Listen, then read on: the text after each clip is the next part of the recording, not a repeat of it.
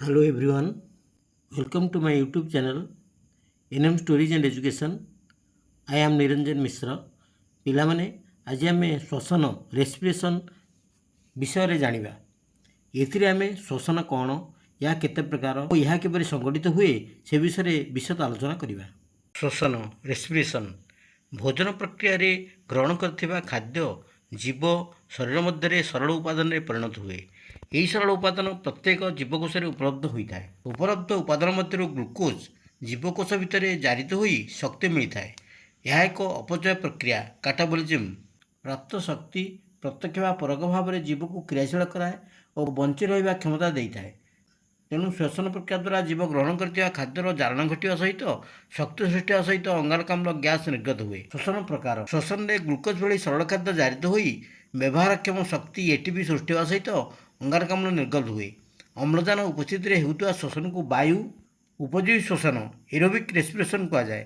ଅମ୍ଳଜାନ ଅନୁପସ୍ଥିତିରେ ହେଉଥିବା ଶ୍ୱସନକୁ ବାୟୁ ଅପଜୀବୀ ଶ୍ୱସନ ଏନାରୋବିକ୍ ରେସ୍ପିରେସନ୍ କୁହାଯାଏ। ବାୟୁ ଉପଜୀବୀ ଶ୍ୱସନରେ ଅଧିକ ଶକ୍ତି ମିଳୁଥିବା ବେଳେ ବାୟୁ ଅପଜୀବୀ ଶ୍ୱସନରେ କମ୍ ଶକ୍ତି ମିଳିଥାଏ। କୋଷୀୟ ଶ୍ୱସନ ସେଲୁଲାର ରେସ୍ପିରେସନ୍ ଖାଦ୍ୟର ଜାରଣ ଶକ୍ତି ମୋଷଣ ଓ ଅପଚୟୀ ପ୍ରକ୍ରିୟାକୁ କୋଷୀୟ ଶ୍ୱସନ କୁହାଯାଏ। କୋଷୀୟ ଶ୍ୱସନ ପାଇଁ ମୁଖ୍ୟ ଆଧାର ବା ସବଷ୍ଟ୍ରେଟ୍ ରୂପେ 6 କାର୍ବନଯୁକ୍ତ ଗ୍ଲୁକୋଜ୍ ଅଣୁର ବିଘଟନ କରାଯାଏ। ଅମ୍ଳଜାନ ଉପସ୍ଥିତିରେ ଗ୍ଲୁକୋଜର ଜାରଣ ଅକ୍ସିଡେସନ୍ ହୋଇ ଶେଷରେ ଅଙ୍ଗାରକାମ୍ଳ CO2 ଜଳ H2O ଏବଂ ଶକ୍ତି ସୃଷ୍ଟି ହୁଏ। C6H12O6 + 6O2 gives rise to 6CO2 + 6H2O + ଶକ୍ତି। କୋଷୀୟ ଶ୍ୱସନ 3 ପର୍ଯ୍ୟାୟରେ ସମ୍ପନ୍ନ ହୋଇଥାଏ। ସେଗୁଡ଼ିକ ହେଲା ଗ୍ଲାଇକୋଲିସିସ୍, ସାଇଟ୍ରିକ୍ ଅମ୍ଳ ଚକ୍ର, ସାଇଟ୍ରିକ୍ ଏସିଡ୍ ସାଇକେଲ୍, ଇଲେକ୍ଟ୍ରନ୍ ପରିବହନ ସଂସ୍ଥା, ଇଲେକ୍ଟ୍ରନ୍ ଟ୍ରାନ୍ସପୋର୍ଟ ସିଷ୍ଟମ୍।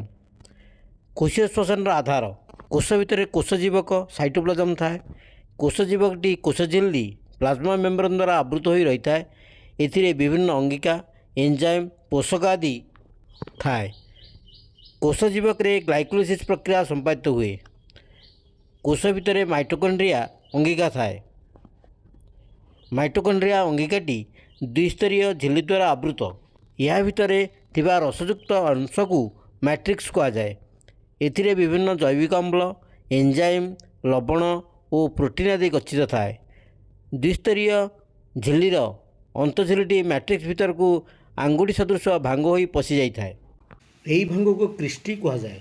ମ୍ୟାଟ୍ରିକ୍ସରେ ସାଇଟ୍ରିକ୍ ଅମ୍ଳ ଚକ୍ର ପ୍ରକ୍ରିୟା ଏବଂ ଅନ୍ତଃଝିଲ୍ଲିରେ ଇଲେକ୍ଟ୍ରନ୍ ପରିବହନ ସଂସ୍ଥା କାର୍ଯ୍ୟ କରିଥାଏ। ଏହି ଚିତ୍ରରେ କୋଷର ବିଭିନ୍ନ ଅଂଶ ଦେଖାଯାଇଛି, ଯଥା ମାଇଟୋକଣ୍ଡ୍ରିଆ, କୋଷରସ, କୋଷ ଝିଲ୍ଲି। ମାଇଟୋକଣ୍ଡ୍ରିଆର ବିଭିନ୍ନ ଅଂଶ ଦେଖାଯାଇଛି, ଯଥା କ୍ରିଷ୍ଟି, ମ୍ୟାଟ୍ରିକ୍ସ, ଅନ୍ତଃଝିଲ୍ଲି, ବହିଝିଲ୍ଲି। ଅନ୍ତଃଝିଲ୍ଲିର ଏକ ଅଂଶ ବାହକ ଅଣୁ ଦେଖାଯାଇଛି। 1. ଗ୍ଲାଇକୋଲିସିସ୍ କୋଷର କୋଷ ଜୀବକରେ ଗ୍ଲାଇକୋଲିସିସ୍ ପ୍ରକ୍ରିୟାଟି ସମ୍ପାଦିତ ହୋଇଥାଏ। ଏହି ପ୍ରକ୍ରିୟାରେ ଗ୍ଲୁକୋଜର ବିଭାଜନ 2ଟି ପର୍ଯ୍ୟାୟରେ ଘଟିଥାଏ। ତୃତୀୟ ପର୍ଯ୍ୟାୟ ଏଥିରେ ପ୍ରତି 3 କାର୍ବନଯୁକ୍ତ ଶର୍କରା ବିଭିନ୍ନ ରାସାୟନିକ କ୍ରିୟା ଦ୍ୱାରା ପାଇରୁଭିକ୍ ଅମ୍ଳ ନାମକ ଏକ 3 କାର୍ବନଯୁକ୍ତ ଜୈବିକ ଅମ୍ଳରେ ପରିଣତ ହୁଏ। ଏହି ପର୍ଯ୍ୟାୟରେ ଶକ୍ତି ମୁଦ୍ରା ଏଟିପି ଏବଂ ଶକ୍ତି ସମ୍ପନ୍ନ ବିଜାରିତ ନିକୋଟିନାମାଇଡ୍ ଆଡେନାଇନ୍ ଡାଇନିକ୍ଲୋଟାଇଡ୍ ବା NADH2 ରିଡ୍ୟୁସ୍ଡ ନିକୋଟିନାମାଇଡ୍ ଆଡେନାଇନ୍ ଡାଇନିକ୍ଲୋଟାଇଡ୍ ସୃଷ୍ଟି ହୁଏ। ରାସାୟନିକ ପ୍ରକ୍ରିୟାର ଚିତ୍ର 6 କାର୍ବନଯୁକ୍ତ ଗ୍ଲୁକୋଜ୍ ପ୍ଲସ୍ ATP = 2 × 3 କାର୍ବନଯୁକ୍ତ ସରଳ ଶର୍କରା = ATP plus NADH2 plus 2 × 3 କାର୍ବନଯୁକ୍ତ pyruvic ଅମ୍ଳ।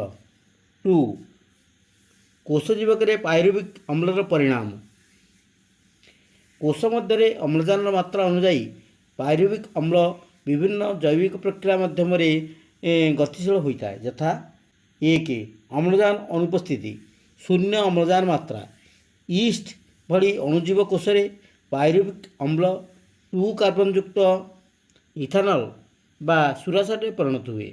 ଏହି ପ୍ରକ୍ରିୟାରେ ଏକ ଅଙ୍ଗାରକାମ୍ଳ CO2 ଅଣୁ ମଧ୍ୟ ନିର୍ଗତ ହୁଏ। ଏହା ଏକ ବାୟୁ ଅପଜୀବୀ ଶ୍ୱସନ। ଏହାକୁ ମଧ୍ୟ ସୁରାସାର କିଣ୍ବନ ଫର୍ମେଣ୍ଟେସନ୍ କୁହାଯାଏ। 2 ଅମ୍ଳଜାନ ଅଭାବ, ଅଳ୍ପ ଅମ୍ଳଜାନ ମାତ୍ରା। ପାଇରୁଭିକ ଅମ୍ଳ 3 କାର୍ବନଯୁକ୍ତ ଲାକ୍ଟିକ୍ ଅମ୍ଳ ଲାକ୍ଟିକ୍ ଏସିଡ଼ରେ ପରିଣତ ହୁଏ। ଏହା ଆମ ପେଶୀକୋଷରେ ଘଟିଥାଏ, ଫଳରେ ସେଠାରେ ଅତ୍ୟଧିକ ମାଂସପେଶୀ ସଂକୋଚନ ବା ବାତୁଳା କ୍ରାମ୍ପ ହୋଇଥାଏ। 3 ଅମ୍ଳଜାନ ଉପସ୍ଥିତି, ପୂର୍ଣ୍ଣ ଅମ୍ଳଜାନ ମାତ୍ରା। ପାଇରୁଭିକ ଅମ୍ଳ ମାଇଟୋକଣ୍ଡ୍ରିଆକୁ ପ୍ରବେଶ କରେ। ବିଭିନ୍ନ ଜୈବ ରାସାୟନିକ ପ୍ରକ୍ରିୟା ମାଧ୍ୟମରେ ଶକ୍ତି ସୃଷ୍ଟି ହେବା ସହିତ ଅଙ୍ଗାରକାମ୍ଳ ଓ ଜଳ ନିର୍ଗତ ହୋଇଥାଏ। ଏହାକୁ ବାୟୁ ଉପଜୀବୀ ଶ୍ୱସନ କୁହାଯାଏ। ପ୍ରଥମ ସୋପାନରେ 6 କାର୍ବନଯୁକ୍ତ ଗ୍ଲୁକୋଜ୍ ଅଣୁ ATP ଗ୍ରହଣ କରି 2ଟି 3 କାର୍ବନଯୁକ୍ତ ସରଳ ଶର୍କରାରେ ବିଭକ୍ତ ହୁଏ। ଦ୍ୱିତୀୟ ସୋପାନରେ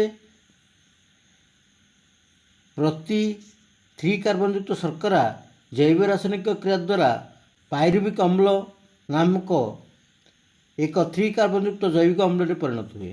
ଏହି 3 କାର୍ବନ ବିଶିଷ୍ଟ ପାଇରୁଭିକ ଅମ୍ଳ ଅମ୍ଳଜାନ ଅନୁପସ୍ଥିତିରେ ଇଷ୍ଟ କୋଷରେ 2 କାର୍ବନ ଅଣୁବିଶିଷ୍ଟ ଇଥାନଲ ପ୍ଲସ୍ ଅଙ୍ଗାରକାମ୍ଳ ଓ ଶକ୍ତି ସୃଷ୍ଟି କରେ।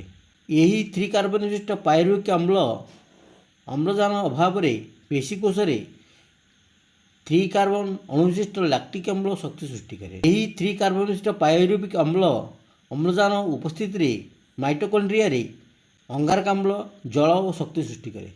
ସାଇଟ୍ରିକ୍ ଅମ୍ଳ ଚକ୍ର, ସାଇଟ୍ରିକ୍ ଏସିଡ୍ ସାଇକେଲ। ମାଇଟୋକଣ୍ଡ୍ରିଆର ମ୍ୟାଟ୍ରିକ୍ସରେ ସାଇଟ୍ରିକ୍ ଅମ୍ଳ ଚକ୍ର ପ୍ରକ୍ରିୟା ସଂଘଟିତ ହୋଇଥାଏ। ଅମ୍ଳଜାନ ଉପସ୍ଥିତିରେ ପାଇରୁଭିକ ଅମ୍ଳ ମାଇଟୋକଣ୍ଡ୍ରିଆ ଭିତର ମ୍ୟାଟ୍ରିକ୍ସକୁ ପ୍ରବେଶ କରେ ଓ ସାଇଟ୍ରିକ୍ ଅମ୍ଳ ଚକ୍ରରେ ଭାଗ ନିଏ।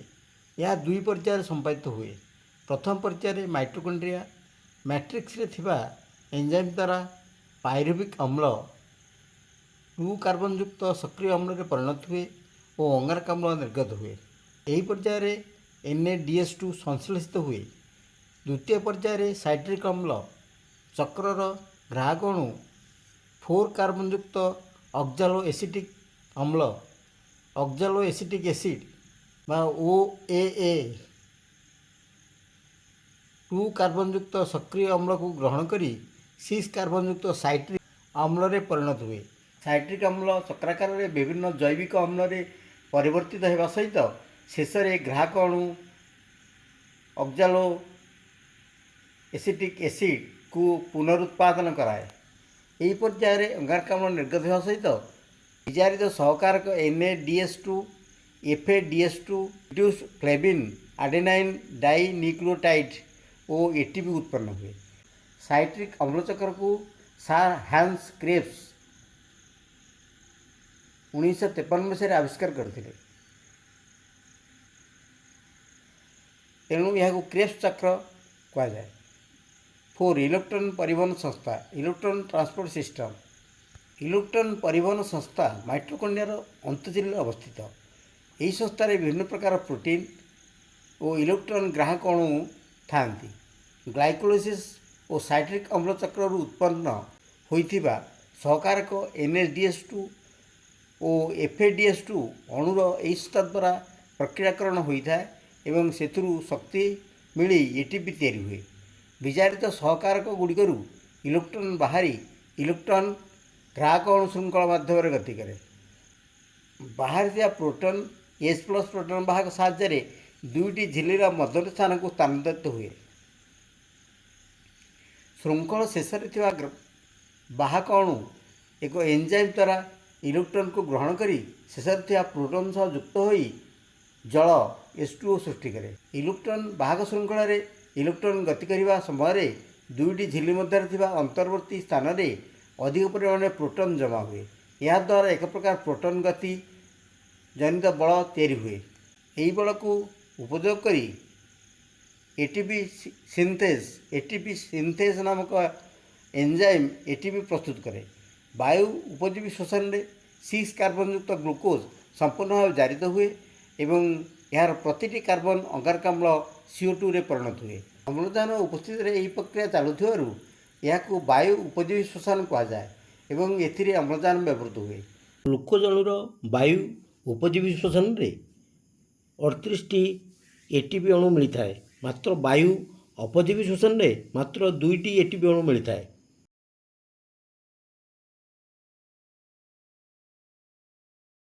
Thank you for watching. यदि वीडियोटी भल लगी थाए तेबे लाइक सब्सक्राइब करिया भूलिए नहीं।